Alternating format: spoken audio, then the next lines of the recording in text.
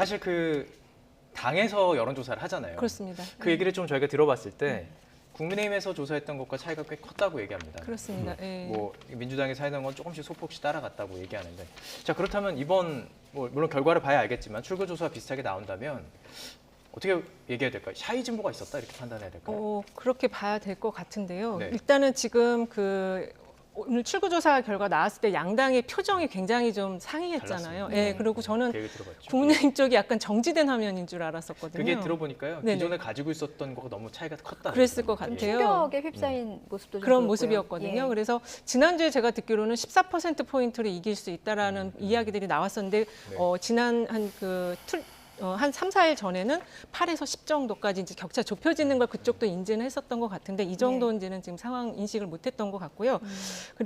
그러다 보니까 이제 충격에 휩싸였고, 근데 이제 이것이 만약에 지금 출구조사 결과대로 나온다라고 한다면 거의 20만 표 이내에 지금 격차에서 이제 승패가 가름이 되는 거거든요.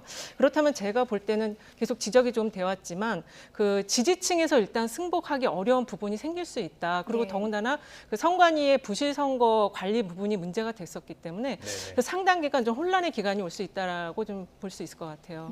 그 각 당의 판세 얘기를 했으니까 그건 언론사 의뢰로 해서 공개 의무가 있는 건 아니지요. 네. 참고로 저희 KSOI에서 깜깜이 기간 들어와서 네. 정확히는 금요일, 토요일 사전 투표가 진행되던 이틀간 조사를 했습니다. 예. 그 공표 금지 시간은 조금 전 예. 7시 반인가 8시에 풀렸으니까 예. 물론 출구조사도 나와 있으니까 네. 그냥 참고로 짧게 말씀을 드리면 예.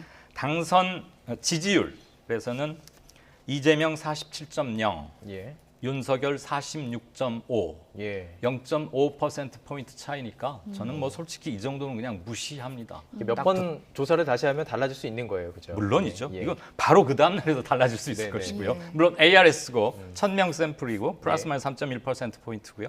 사전 투표가 있었던 이틀 동안 조사한 네. 예. 부분이죠. 금요일, 토요일.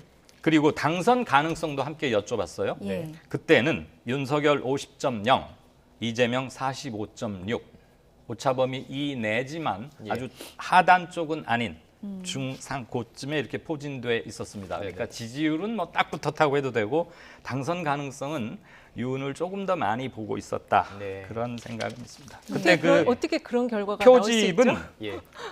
그 다 말씀해 주시죠. 네. 이거 1000명 지금 응답한 응답자들의 정치 성향별 분석, 저는 이걸 굉장히 중요한 지표 중에 하나로 응답률도 보는데 혹시 적어 오셨습니까? 응답률 물론 있고요. 예, 예. 나는 보수다라고 밝힌 분들이 31%, 네. 진보가 28.4%, 중도라고 답한 분이 35%입니다. 나머지는 모름 무응답이고요. 그러니까 이제 지지도와 지금 당선 가능성이 좀 다르게 나온 추세가 이제 좀 궁금한 부분이고, 근데 이게 뭐 대체적으로는 항상 일치하는 것도 지지도와 아니고 당선 정확히 그걸 가능성이 좀 찾기도 쉽지 일치하는 않습니다. 흐름으로 갔었거든요. 그래서 이제 네네네네. 궁금한 부분이고, 사실 이렇게 되면 이제 여론조사 무용론이 나올 가능성이 굉장히 높습니다. 특히 이렇게 좁전 상황에서 그럴 수밖에 그렇습니다. 없는 예. 그게 이제 깜깜이 기간이어서 예. 당연히 공표를 못 하는 건데 네. 우리는 지지율은 딱 붙어 있고 예. 그래서 항상 우리 것과 남의 것의 뭐 조사 정합성이랄까 이런 걸 늘 서로가 고민하고 생각할 겁니다. 근데 예. 이제 같은 기간에 당 판세 조사도 이렇게 함께 해보면 예. 그때는 좀 샘플은 크고 전화번호, 안심번호 이렇게 하는 방식은 조금 달라요. 예. 그런데 어쩔 땐 일치하고 어떨 땐 일치하지 않을 때 참 고민스럽죠. 그런데 예. 당 판세 조사도 이 범주에서 크게 다르지는 않았다 네. 그랬는데 국힘 쪽에서는 뭐 당대표를 위시해서 8.5%포인트로 이긴다 이 말이 깜깜이 들어가자마자 나왔고 예. 그게 10%로 늘어났다가 예. 어떨 땐 다시 3.345%포인트 줄어 있었어요. 그래서 예. 아, 많이 크구나. 물론 뭐 거기도 그 일정한 상배를 모든 조사가 다 이루어야 한다고 보지는 않습니다. 예. 제의식이 있을 텐데 예.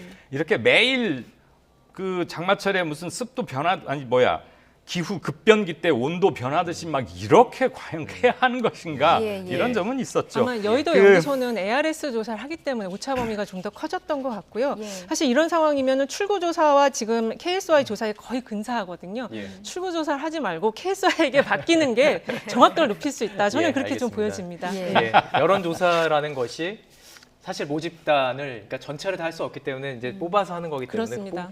뽑히는 사람에 따라 달라질 수밖에 없고. 그렇죠. 그렇지만 이게, 예. 그렇습니다. 그렇지만 그걸 이제 네. 균질하게 다 뽑는다는 전제가 있는 거죠. 예. 그 응답자들의 정직도 신뢰도 이런 걸 따져보고 예. 그다음에 출구조사가 공중파 3사 같은 경우는 전국 330개 투표소에서 7만 3천 명을 대상으로 했고 굉장히 많은 수 거예요. JTBC는 예, 예. 140개 투표소를 14,000 상대로 개. 4만 명.